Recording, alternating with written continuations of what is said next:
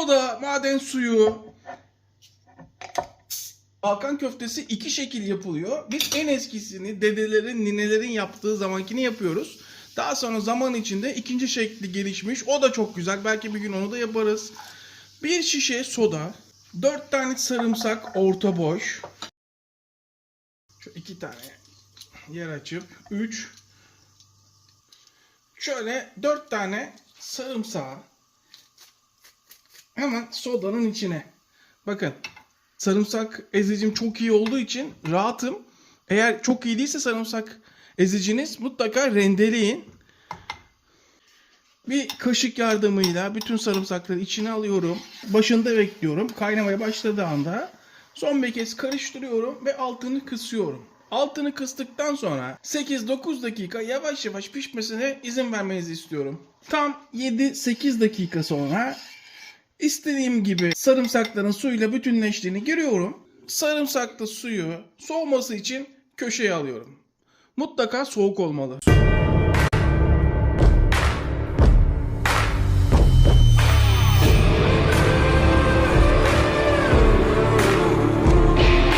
Kasaba gidiyorsunuz. Yine en seksi ses tonunuzla bana 600 gram kıyma ver diyorsunuz. Ama yarısı kuzu, pardon %20'si yani 200 gramı kuzu döş olsun diyorsunuz. Geri kalan 400 gramı bana döş olsun diyorsunuz. Yani ne kadar kıyma alırsanız %80'ini dana döş alıyorsunuz, %20'sini kuzu döş alıyorsunuz. Buradaki en önemli noktalardan bir tanesi mutlaka kıymanızın oda sıcaklığına gelmesine izin veriyorsunuz. Ama önce 600 gram kıymaya şöyle 1 çay kaşığı ve yarım çay kaşığı daha yani toplam 1,5 çay kaşığı tuz kullanıyorum. Ama tuzda özgürsünüz. Damak tadınıza göre istediğiniz kadar koyabilirsiniz. Ve tuzla birlikte oda sıcaklığına gelmesi için bekletiyorum. Buraya dikkat. Sarımsaklı su oda sıcaklığına geldi, soğudu. Burası çok önemli. Kıyma oda sıcaklığına geldi. Hemen kıymanın hemen şöyle bir ortasını açıyorum. Püf noktaları kaçırmayalım. Muhteşem bir köfte yiyelim. Artık Balkanlara gitmenize gerek yok. Yazana dikkat. Karbonat. Karışıklık olmasın. Tuz filan zannetmeyin. Yarım çay kaşığı, yarım kilo için karbonat. Daha doğrusu 600 gram için. Hemen şöyle 1, 2, 3 sıkım limon. Lezzet vermesi için ve karbonatı etkileşime geçirmesi için. Bakın hemen etkileşime geçti, farkında mısınız? Daha sonra sarımsaklı sudan şöyle sarımsağı ile birlikte 1 yemek kaşığı suyu yavaş yavaş katacağız, kıvamını bulacağız. Sadece bir baharatımız kaldı ama ona geçmeden önce hemen kıymayı şöyle bir rahatlatıyoruz. Bu arada saat kaç desem eminim seyredenlerin kemik kadının hepsi 3 diyecek. Ama inanamayacaksınız. Saat şu anda sabah 6.30. Öyle canım sıkkın ki. Ama genel yapı olarak canım sıkkın olsa bile dışarıya pek renk vermeyen birisiyimdir. Kendi enerjim düşmez. Ama inanılmaz canım sıkkın.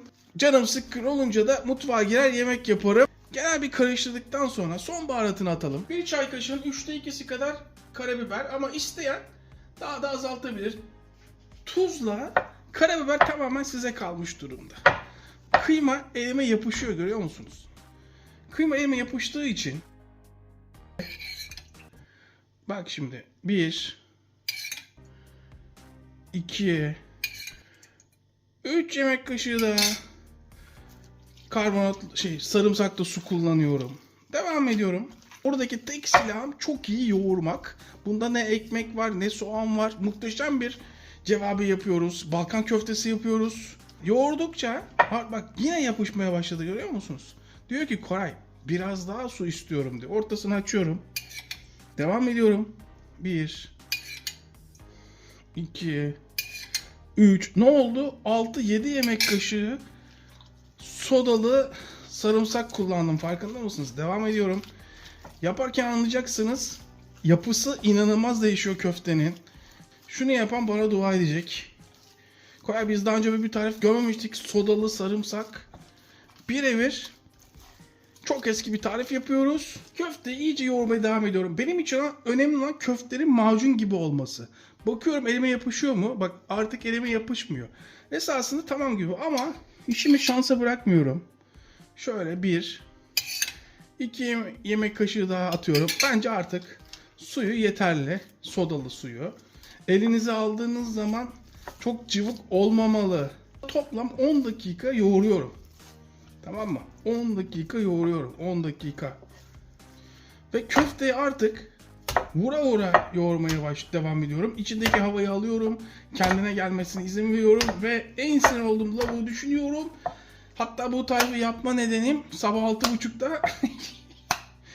Evet. Şimdi bak şimdi. Görüyor musunuz kıymanın kıvamını? Kıymayı şöyle bir yayıyorum. Hatta şöyle göstereyim size. Görüyor musunuz kıvamını? Şöyle bir yayıyorum. Kesinlikle kıymaya şekil vermiyorum. Şekil vermeden dolaba kaldırıyorum. Ve en az 3 saat bekletiyorum. Tam 12 saat. Ama bir kez daha söylüyorum. Bir gün bekletirseniz çok daha toparlar, çok daha lezzetli olur. Ama zamanınız yoksa 3 saatte bekletip yapabilirsiniz. Ama dediğim gibi bir gün bekletmek çok daha lezzetli yapar. Şimdi bir ceviz büyüklüğünde alıyorum. Tamam mı? Fakat elimi sarımsaklı suyu hatırlıyor musunuz? Elimi sarımsaklı suya batırıp daha sonra köfteye şekil vereceğim. İnegöl Tekirdağ köfteden bir tık büyük olmalı, tamam mı? İşte şu bir. Bilmiyorum nasıl, beğendiniz mi? Nasıl oldu? Bir tane daha yapalım. İsterseniz buzdolabı poşeti de kullanabilirsiniz. Normal boyutu böyle olmalı esasında. İşte bu. Kalan malzemeyi köfte şekline getirip buzluğa kaldırabilirsiniz. Buzlukta 6 ay bozulmadan çıkartırsınız. İstediğiniz zaman kızartabilirsiniz. Şimdi köfteleri görüyor musunuz? Görüntü nasıl? Burası köfteci, Balkan köftecisine döndü mü dönmedi mi? Şunu da kızartalım, yiyelim hadi. Tarifin hakkını verelim. Döküm tava kullanacağım. Şimdi döküm tava alacağınız zaman, madem yeri geldi, biraz anlatayım size. Mutlaka ve mutlaka sapı ısınmayan döküm tava kullanın, tamam mı? Mutlaka. 3 boy döküm tavanız olsun evde. Bakın 2 kişilik 3 kişilik yapacağınız zaman bu boyu kullanırsınız. Tırtıklıyı kullanalım. Bu tür köfteleri kızartırken mutlaka yan tarafta biraz yağ bulundurun. İstediğiniz yağ kullanabilirsiniz. Tava ısınmış mı?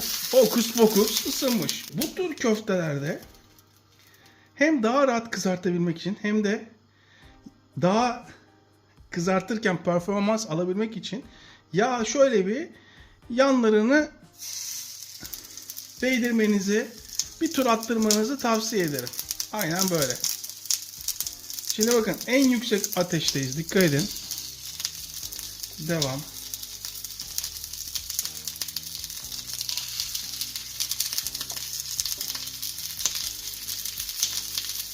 Sapı da kalsın. Daha lezzetli gözükür. Hemen ilk başta şu sulu taraflarını mühürlensin, akmasın. Evde biber kalmamış. Normalde bu kaymakla servis edilir. Ama burası ev. Bunu unutmayın. Dolmalık biber kullanılmaz mı? Kullanabilirsiniz. Hemen şöyle. Görüyor musunuz izi? Siz tabii benim gibi elinizi kullanmayın. Yanarsınız. Ben alışığım. Bak ne kadar doğru kızarttığımızı, doğru tavanın ısısını görüyor musunuz? Mühürlendiği anda şöyle çeviriyorum. Biliyorsunuz et kızartırken ete çok fazla dokunmamak, köfte kızartırken ise köfteyle oynamak, çok daha iyi kızartırsınız ve çok daha lezzetli olur köfteniz. Basketbol topu mübarek. Nasıl doğru yaptığımızı görüyor musunuz? Şimdi işte bu.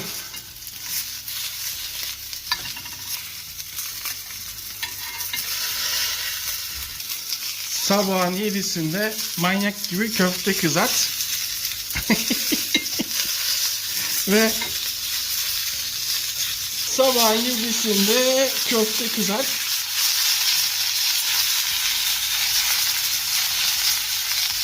Nasıl kızarmış? Nar gibi. Nasıl kokuyor? Mis. Baban da mı köfteciydi be kardeşim? Hayır, gazeteciydi. Şimdi işte bu. Tabii ki bunu normalde kaymakta servis ettiklerini, Ben de biliyorum ama burası ev. Bunu unutmayın. Her zaman söylüyorum size. Evde ne varsa onunla yapacaksınız. Bana sorarsanız muhteşem gözüküyor. Nasıl kokuyor biliyor musunuz? Öf. Michelangelo, Da Vinci, Picasso, Ali Koç. Ayağa kalkın, ustanız geldi. Ali Koç beni bul. Bak dilimde tüy bitti. Sabah 6.30'da yaptığımızı unutmayın. Evde yaptığımızı unutmayın. Sanki içi pişmemiş gibi görüyorsunuz değil mi dışına göre? Alakası yok. Kameradan öyle. Kesinlikle içi pişmiş, bir de inanılmaz yoğun ışık var burada. Baştan söyleyeyim. Ha, isteyen varsa daha da kızartabilir. Bir bakalım tadına, açın ağzınızı. Öf. Öf. Biraz daha tuzlu olabilirmiş. O acayip sıcak. Vay vay vay. Bak. Sulu mu? Of. Açın ağzını. Biraz daha tuz ekleyin.